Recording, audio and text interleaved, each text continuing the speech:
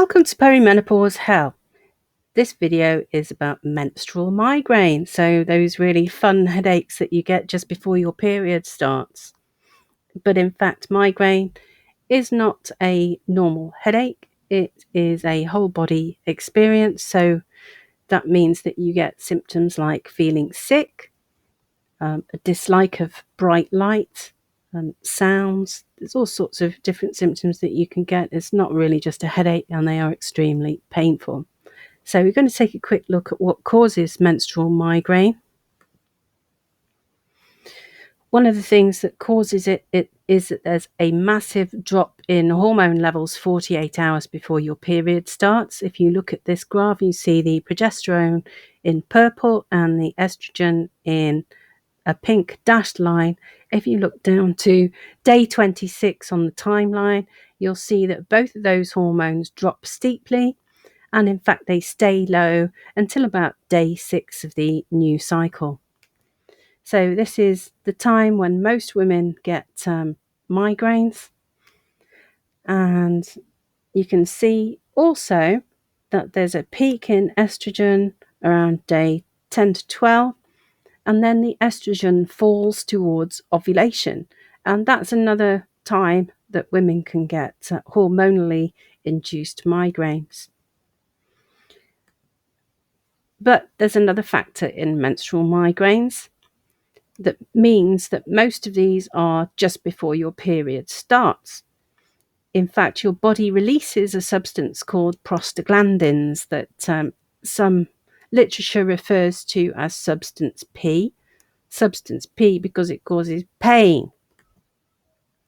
Now, prostaglandins cause the uterus to contract, and this starts the bleeding. So this is really why your body releases them. Prostaglandins cause pain and swelling and heat, and they make the muscles of your womb start to cramp and cause the bleeding. But they don't stay where they should in the womb. They get into the blood system, and often they get into the bowel, which is very nearby to the womb, of course. And that's the whole reason, actually, that it causes period diarrhea.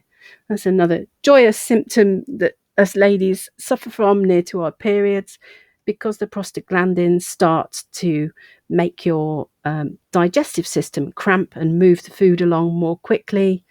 It just causes complete chaos.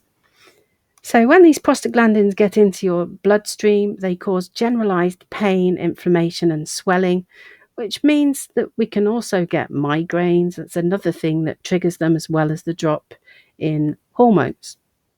Now, most people don't realize that migraine affects the entire body, and the absolute number one most important thing that people don't realize about migraine is that it affects the digestion. So although you might feel sick, it isn't just feeling sick. Your stomach can completely lock up, so it stops digesting food. So when you take pills to try and treat the migraine, like ibuprofen or something, they just sit in your stomach doing nothing. Your stomach's not digesting them, so in fact they don't work for treating your migraine. This leads to people doing things like, in another 2 hours they take some more ibuprofen, so now they've got 4 ibuprofen pills in their stomach waiting to be digested, and eventually your stomach's going to start working again, and then all of a sudden you're going to really give yourself far too many ibuprofen pills in one go. So a really important medicine to take to treat your migraine is something called an antiemetic. These don't just stop you feeling sick, they actually start your stomach working again, which means that you can digest the medicines that you need to treat the pain of the headache. Some of these medicine names are domperidone, Maxolon, and Zofran. Domperidone's not available in America. Maxolon is available in America and the UK. It's quite old now, Maxolon, but it's a very good medicine. It's probably a lot cheaper than Zofran, because Zofran's a more modern medicine, so I'd really recommend that one. The most common medicines these days for treating an acute attack of migraine are triptans, so things like Zomig, otherwise known as Zomitriptan, Sumatriptan, and Maxalt. Because these manufacturers know full well that people's stomachs lock up, these products are available. The Sumatriptan is like a nasal spray. It drips down the back of your nose, though, and tastes absolutely disgusting. Maxalt, I think, comes as wafers that you can put under your tongue that melt. So there's different types of format that these come in if you can't actually digest them at the time. But the easiest way is just to take one of those antiemetics that I've mentioned. Because of the prostaglandin factor, ibuprofen and similar non-steroidal anti-inflammatory drugs actually act directly on prostaglandins. That includes dispersible aspirin, by the way, which is often something that neurologists recommend because the fact that it's already been dispersed in water makes it easier to digest. So they're a very good option. And the antiemetic that we discussed on the previous slide. There are other things that you can do, but those are the top 3 things that you should definitely do.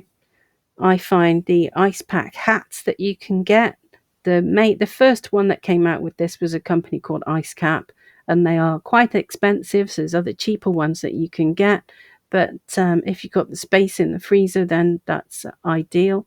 In fact, if you have 2 so that you can rotate them when one is melted, that's ideal. A drink of caffeine, like a Coke or something, the caffeine constricts the capillaries and so on, constricts the blood flow, so that's supposed to reduce the migraine pain.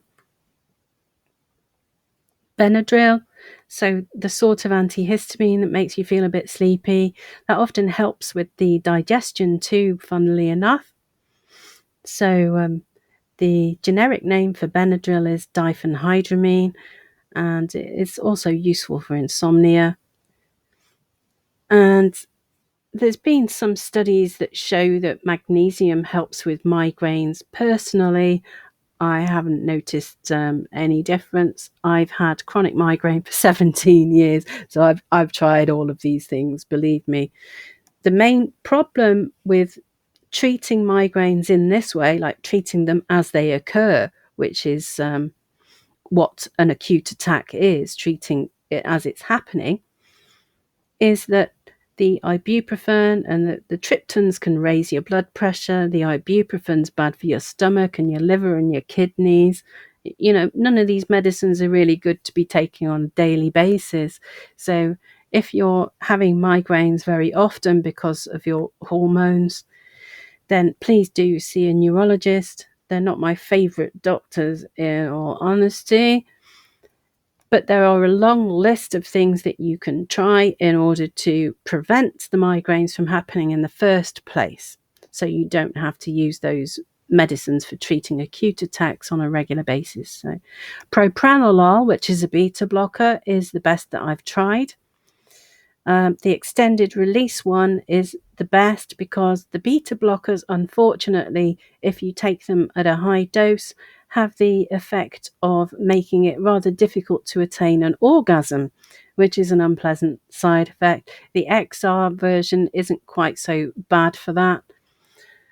Beta blockers are not a great option for people who have asthma, although there's different ones that aren't so bad for that. But the propranolol is the one that's best for migraine prevention. If you have skin conditions, the reason that I had to stop taking that was because it made my psoriasis go absolutely crazy. So a lot of these preventative drugs have unpleasant side effects, but if you're having a migraine every day, you are perhaps prepared to put up with them.